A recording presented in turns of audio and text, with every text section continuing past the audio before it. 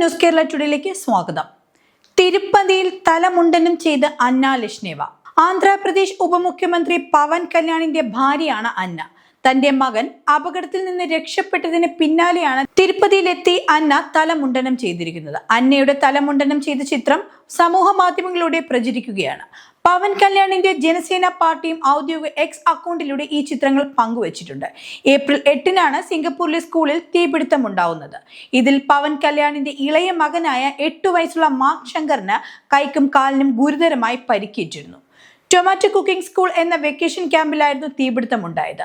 15 കുട്ടികൾക്ക് തീപിടുത്തത്തിൽ ഗുരുതരമായി പൊള്ളലേറ്റിരുന്നു. അരമണിക്കൂറിലേറെ സമയമെടുത്തായിരുന്നു തീ അണച്ചത്.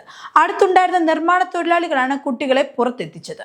അഗ്നിശമന സേനയും രക്ഷാപ്രവർത്തനത്തിന് നേതൃത്വം നൽകിയിരുന്നു. മാർക്ക് അമിതമായി പുക ശ്വസിച്ചതിനെ തുടർന്ന് ശ്വാസകോശ സംബന്ധമായ അസ്വസ്ഥതകൾ നേരിടുന്നതായും റിപ്പോർട്ടുകൾ ഉണ്ടായിരുന്നു. സിംഗപ്പൂരിലെ ആശുപത്രിയിൽ പ്രവേശിപ്പിച്ചിരുന്ന കുട്ടിയെ വെള്ളിയാഴ്ചയാണ് ഡിസ്ചാർജ് ചെയ്തത്. അതിന് പിന്നാലെ ശനിയാഴ്ച രാത്രി പവൻ കല്യാണും അന്നയും മകനെയും കൂട്ടി ഹൈദരാബാദിൽ എത്തിയിരുന്നു.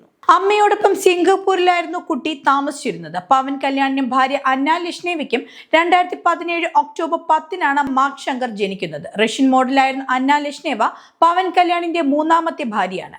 2011-ൽ തീൻമാർ എന്ന സിനിമയുടെ ചിത്രീകരണത്തിനിടെയാണ് ഇരുവരും കണ്ടുമുട്ടുന്നത്. 2013 സെപ്റ്റംബർ 30-നാണ് ഇവർ വിവാഹിതരാകുന്നത്.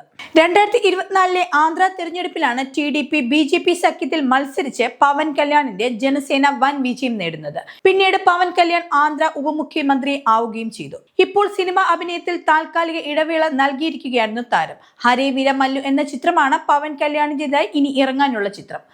മകൻ രക്ഷപ്പെട്ടതിലുള്ള നേർച്ചയായാണ് തലമുണ്ടനം ചെയ്തതെന്നാണ് കരുതുന്നത്. അതേസമയം ഹിന്ദുമതത്തിൽ വിശ്വാസമില്ലാത്തവർ തിരുപ്പതിയിൽ ദർശനത്തിനെത്തുമ്പോൾ വെങ്കടേശ്വരനിൽ വിശ്വാസമുണ്ടെന്നും അനുഗ്രഹം തേടി എത്തിയതാണെന്നുള്ള പ്രതിജ്ഞാപത്രവും നൽകേണ്ടതാണ്. അന്ന ഈ പ്രതിജ്ഞാപത്രം നൽകിയെന്നാണ് ജനസേന പാർട്ടി എക്സിലൂടെ അറിയിച്ചിട്ടുള്ളത്.